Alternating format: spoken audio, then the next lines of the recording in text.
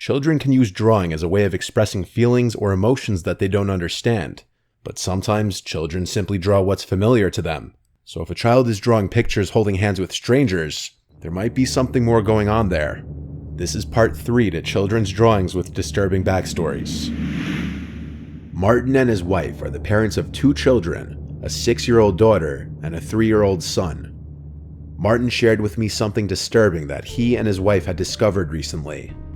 Their daughter, who I'll refer to as Jess, loves to draw, and so they'd give her all the art supplies she'd need to keep her quiet and entertained for hours. They have an entire Crayola backpack full of art supplies that Jess uses, filled with markers, colored pencils, crayons, and construction paper. Jess has piles of drawings in her room and even in her backpack, and most of them are normal, innocent drawings. However, one day Martin found a picture in Jess's room that he was kind of confused about at first. It was a picture of some random-looking woman holding Jess's hand, but it didn't look like Martin's wife, who was blonde. It was a brunette woman.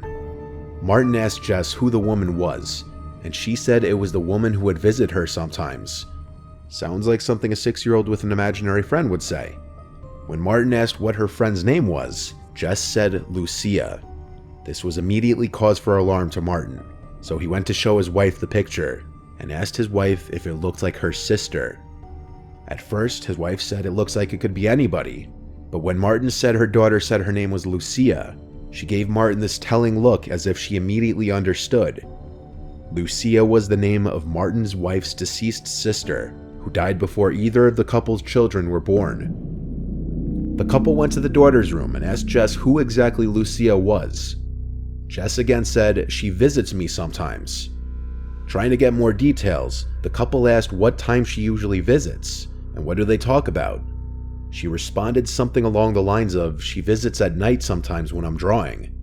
Martin's wife asked Jess to draw another picture of her the next time she sees Lucia, this time with more details, and Jess agreed to do so. From now on, Martin and his wife would keep Jess's door ajar just so they could hear if Jess was talking to someone. It wasn't until a few nights later that while in the kitchen, the couple both heard Jess talking to someone in her room all of a sudden. So the two went towards the room quietly to listen to what she was saying. There were long gaps in between what Jess was saying, but she was clearly talking to someone or something that didn't appear to be there, because she seemed to be answering questions that the parents couldn't hear being asked. At one point, Jess said, "They asked about you when they saw my picture of you. They want me to draw you again." Then Jess stopped talking completely, and that was when Martin and his wife entered the room and asked if she were talking to Lucia again. She nodded her head, and they asked where in the room Lucia was. Jess turned and looked around the room, then focused on the corner and said, "She's standing right there." Martin and his wife looked in the corner of the room, to nothing. Yet both of them agreed they felt an uneasy feeling in the room and were extremely uncomfortable. Martin's wife said softly to Jess to draw what Lucia looks like right now, down to every last detail, and after Jess said, "Okay, Mom," the couple left the room. Jess didn't speak anymore, and the parents were left feeling a little uneasy. It was a short time later that Jess called her mom back into the room, and so both Martin and his wife went back to her room, and she presented a new picture. This picture confirmed the couple's fear. This was the photo. In this new photo, with a lot more detail, Jess drew Lucia to have blue eyes, a small mole above her lip, and dressed in white. Lucia was buried in white, and had blue eyes and a small mole above her lip. Martin's wife was never close with her sister, having only attended the funeral for a short time, and so Jess had never learned of her deceased aunt yet. There were also no pictures around the house that she could have seen. Martin and his wife told Jess that they didn't want her talking to Lucia anymore. This was not because Lucia did anything particularly horrible in her life per se, but rather that it was genuinely scaring the couple. The couple had a priest come bless the house and ask any spirits to please leave in peace. According to Martin, they haven't had to deal with any further instances. This was submitted by an art teacher from an elementary school. Twice a year with each class, the teacher would hold what she called draw and tell, which would have the children draw anything that meant something to them and then tell the story behind it. This was with a 3rd grade class. As most students were drawing pictures of them and their families, or pictures with their pets, or any other number of things, One boy was drawing what looked like nothing but fire. The other kids at his table were noticeably glancing over and laughing at him as he did it, and as the art teacher noticed this, she went over to the boy and asked him why he was drawing fire. He's supposed to be drawing something that means something to him. The boy said, "I know, I'm not finished yet." So the teacher let the boy continue to do his thing. As the students were finishing up their drawings, the teacher came back to the boy and now noticed that the boy had added a house to the drawing. The teacher asked the boy to come with him to the hall, and she took the drawing with them.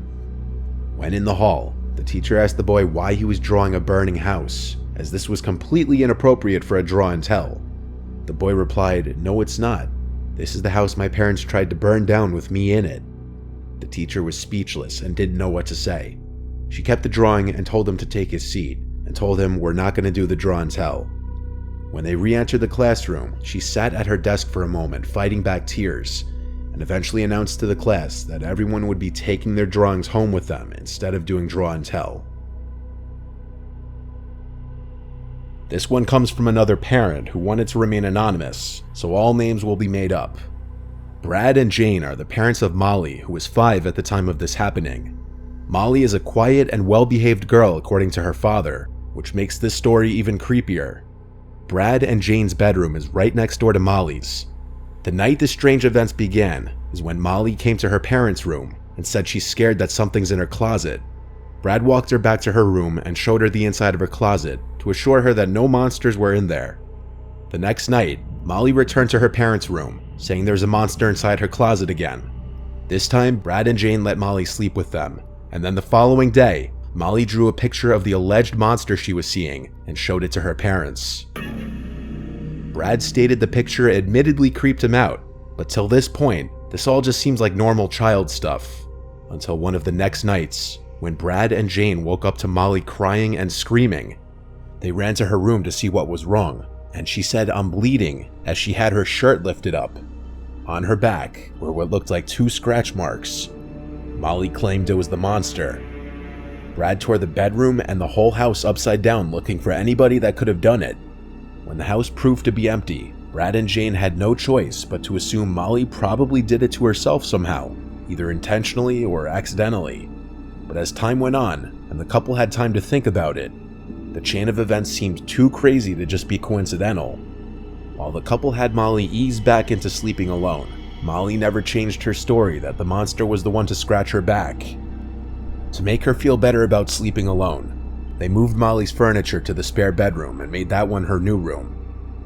Molly came to her parents' room a couple other times in the middle of the night, but both times, when asked if she saw the monster again, she said, "No, I'm just scared." Luckily, no bodily harm was done to her in her sleep again. This following picture and story was submitted by Giovanna, who had found this picture on her desk in her room because she allows her 7-year-old brother to use her desk to draw on.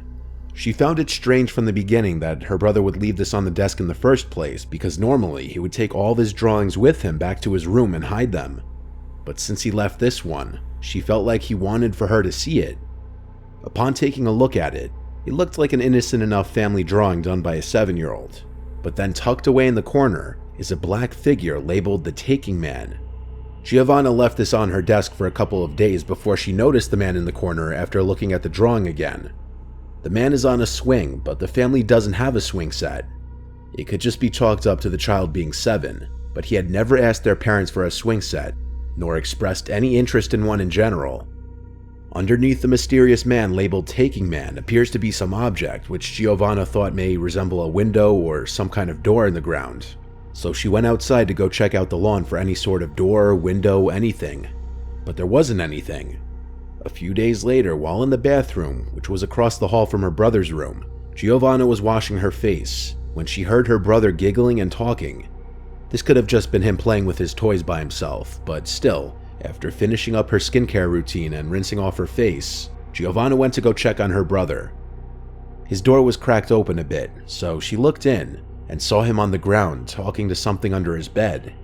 She quickly opened the door, and her brother got up and sat on his bed and turned his head to the TV.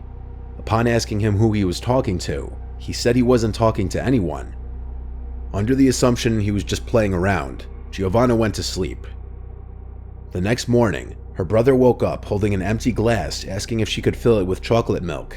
And so Giovanna went downstairs to fill his glass and come back up with a couple snacks for herself. She went into her brother's room to oddly enough see him fast asleep. She woke him up and handed him the glass, and he insisted that he didn't ask for it. She knew he did though, so she didn't argue with him and left the glass next to his bed. That night around 4 a.m., Giovanna woke up to hear her brother talking again. So she went across the hall to her brother's room and peeked her head inside. And the last thing she remembers is hearing her brother talking to someone and seeing a black shadow in the room. The next thing she remembers is waking up in her bed the next morning. When confronting her brother, he denied any recollection of talking to anybody last night. When Giovanna decided to tell her parents about the drawing and what she thought she witnessed the night before, they had a talk with him, and he told them that the person in the picture is the taking man, and he takes things and brings them back. I really trust him, he's my best friend. He also gives me red berries, I think they're called cranberries. Now he won't come back. Giovanna doesn't know if what she saw in her brother's room was a dream or not, but she remembers it vividly and says it didn't feel like a dream. And yet, if it weren't a dream, she has no recollection of what happened after she saw that shadow in her brother's room. Her little brother hasn't spoken of the taking man since,